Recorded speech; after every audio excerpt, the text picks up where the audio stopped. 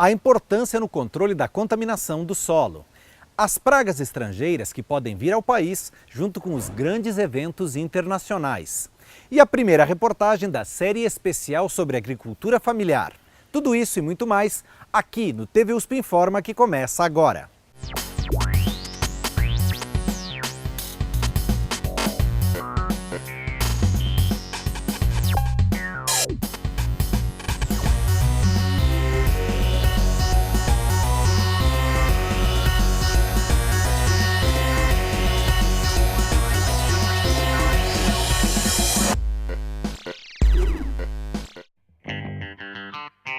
A qualidade do alimento que vai à mesa do brasileiro é motivo de crescente preocupação entre especialistas das mais diversas áreas de pesquisa. Entre esses alimentos estão as frutas, verduras e legumes tão presentes em nossa dieta. Estudo desenvolvido na Exalc pela engenheira ambiental Alexis Boim analisa as concentrações críticas ou limites de elementos potencialmente tóxicos no solo das regiões de clima tropical úmido e temperado. E quais são suas implicações na saúde humana? O estudo ele foi dividido em 2 artigos, em 2 trabalhos. O primeiro foi encontrar valores críticos no solo para o Brasil, né, e comparar com aqueles encontrados nas regiões temperadas. Porque estudos aqui no Brasil relacionando o acúmulo de metais pesados nos vegetais e relacionando ao risco à saúde humana não são numerosos, são um pouco comuns.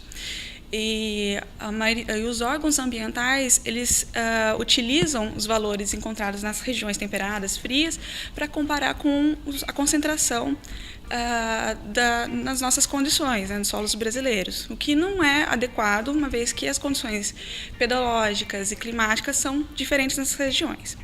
O outro estudo foi trazer metodologias utilizadas, né, até então na Europa, nos Estados Unidos, para avaliar aquele teor, aquela concentração de metais pesados no solo que pode, num curto período de tempo, estar disponível no ambiente e então a planta poder absorver e, consequentemente, o ser humano é atingido pela ingestão desses vegetais contaminados. No fim do estudo, nós temos resultados que era esperado, né, que realmente há uma diferença entre as regiões. O principal fator que nós avaliamos foi o fator de bioconcentração, que é um parâmetro utilizado nos modelos de avaliação de risco utilizados pela CETESB e outros órgãos no país. E esse fator ele indica, né, o quanto que a planta pode acumular no tecido vegetal. Então, pelos nossos estudos, indicaram que há uma diferença entre um fator de bioconcentração na região tropical e temperada. Então, seria o ideal calcular, então, para cada região, para cada tipo de solo, esse fator. Esse trabalho, né, ele pode servir como base para futuras pesquisas relacionando a revisão desses valores que a CETESB utiliza, não só a CETESB, mas outras agências no país.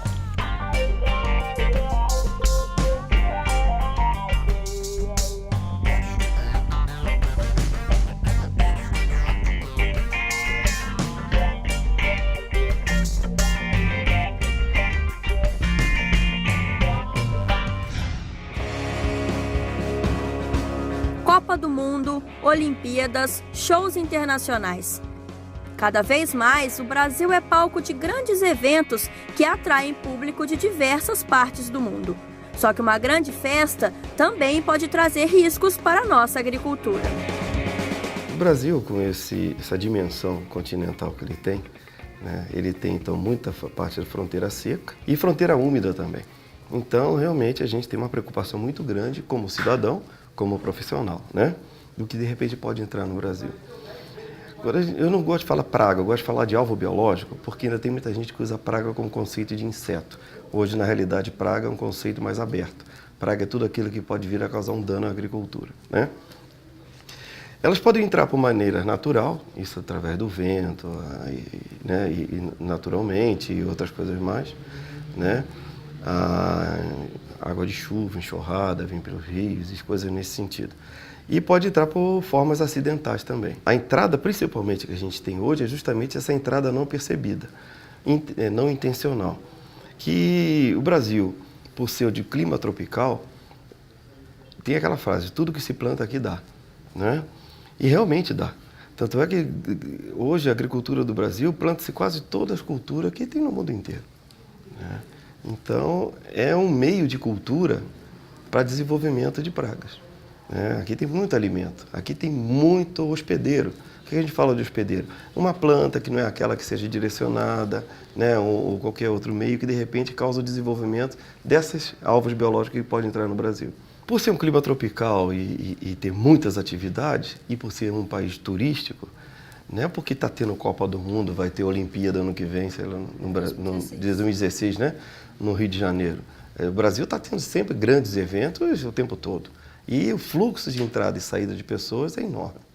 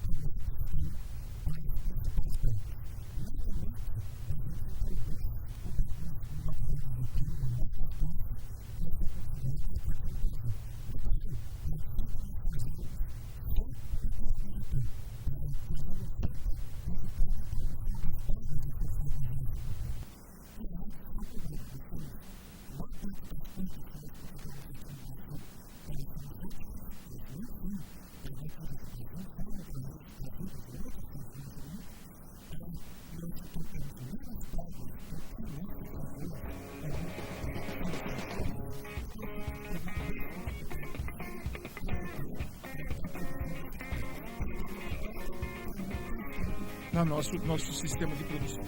Somente na Copa do Mundo, 350 novas pragas até então inexistentes em nosso país poderiam prejudicar nossas culturas. Essas pragas elas podem entrar na bagagem, elas podem vir em mudinha de plantas, né? Tem pessoas que trazem semente dentro da bagagem. Um sapato com lama, de repente, pode estar trazendo alguma coisa ali dentro, grudado, que não tenha, né? E essa entrada desses alvos biológicos, a gente não fala só para a área vegetal, que é a nossa parte de trabalho, é a parte animal também, né? A peste suína entrou no Brasil com o resto de alimentos da África, né? E outros exemplos mais.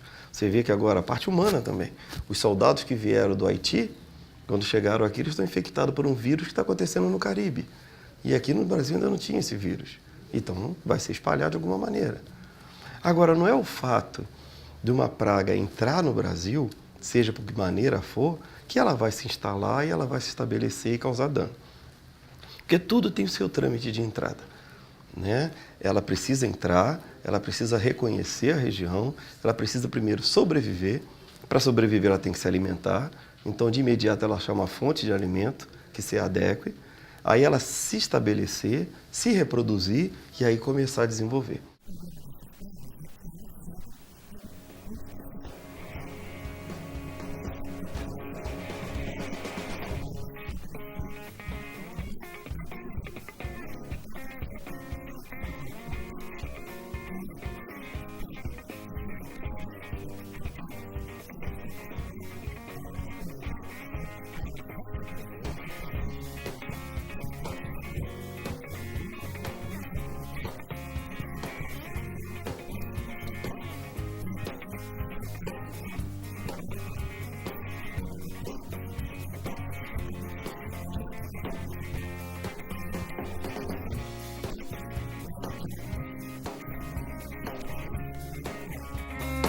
Com a globalização, a chegada de novas espécies aos países é inevitável, mas a prevenção e a pesquisa continuam sendo o melhor remédio.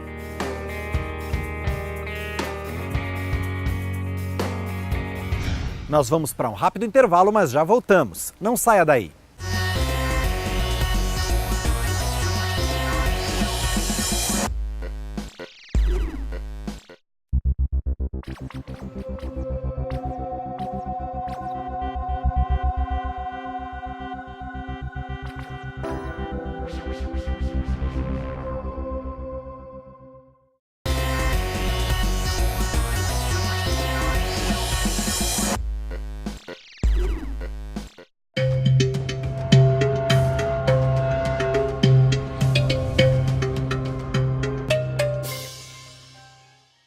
Segundo dados estatísticos da ONU, a Organização das Nações Unidas, em 2025, a população mundial alcançará a marca inédita de 8 bilhões de habitantes.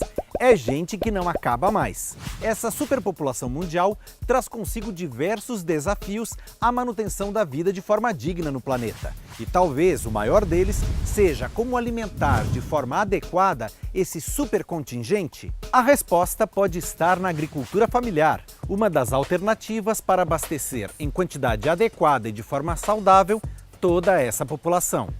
Mas espera aí, o que é afinal agricultura familiar? Esse é o tema da nova série especial de reportagens da TV USP.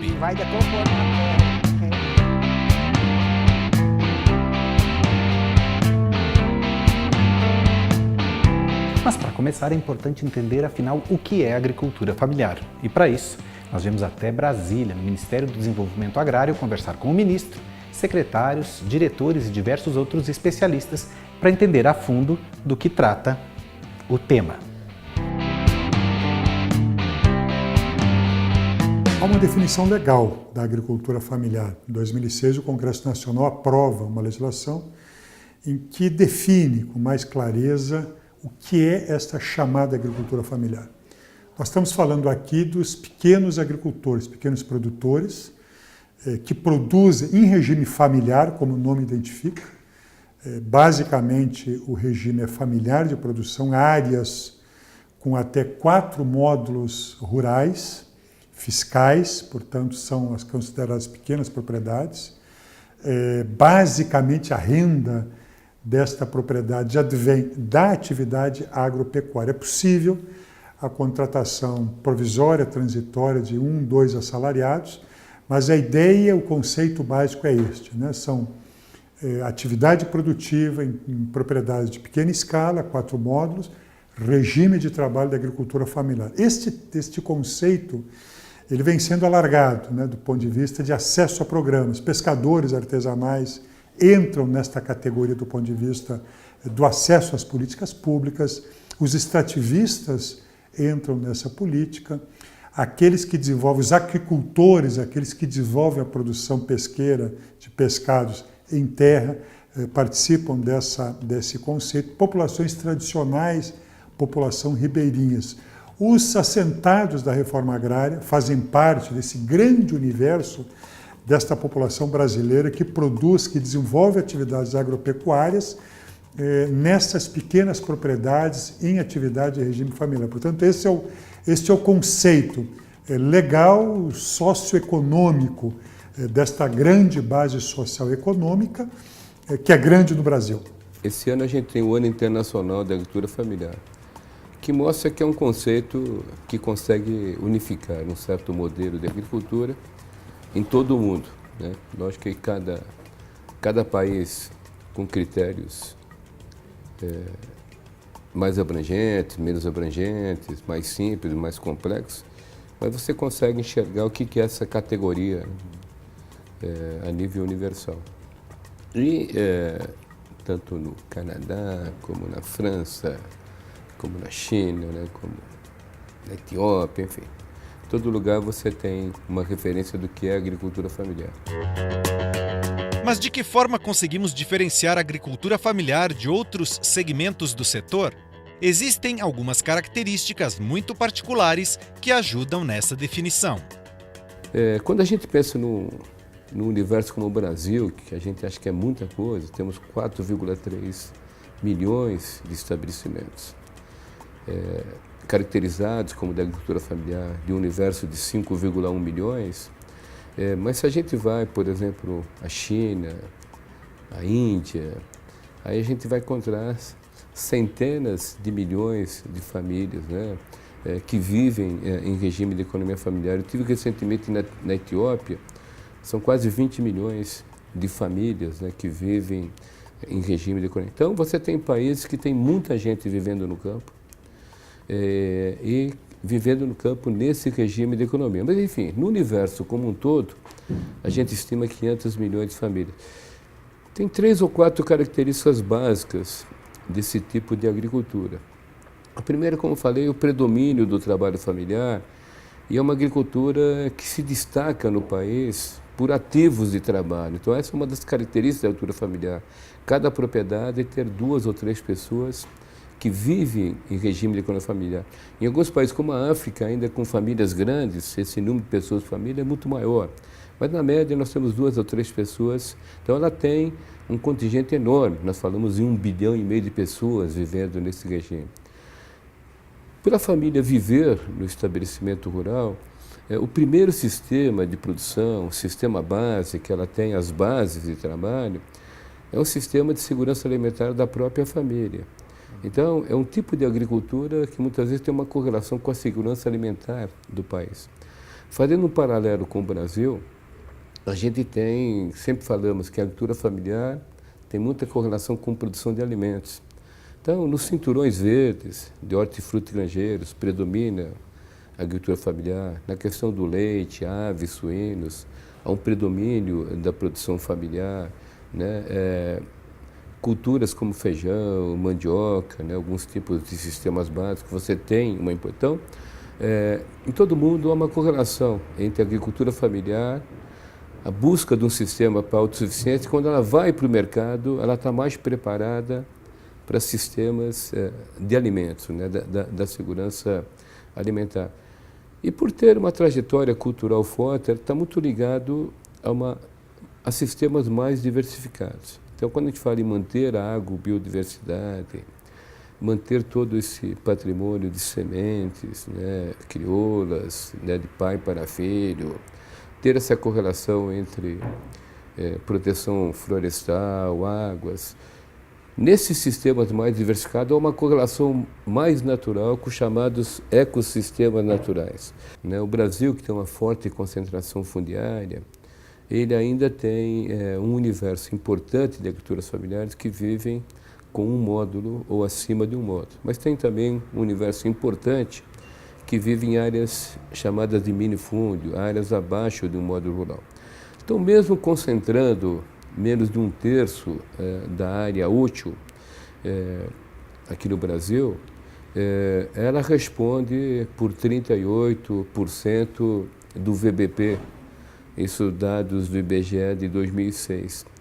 Então, ela tem menos terra, mas tem uma presença importante na produção agrícola. E nessa produção agrícola, ela é muito importante naquilo que vai na mesa do consumidor, na cesta básica. Então, como eu falei, ela, ao ter a presença de trabalho, de gestão na propriedade, uma intensidade de trabalho maior do que as médias de grandes propriedades, se ela tiver acesso a conhecimento, acesso à política pública, à tecnologia, a produtividade média da área da agricultura familiar é sempre maior que a da grande agricultura. Quando a gente divide o VBP da agricultura familiar do Brasil, por hectare, ele dá um rendimento superior ao rendimento das demais propriedades não familiares. Por quê?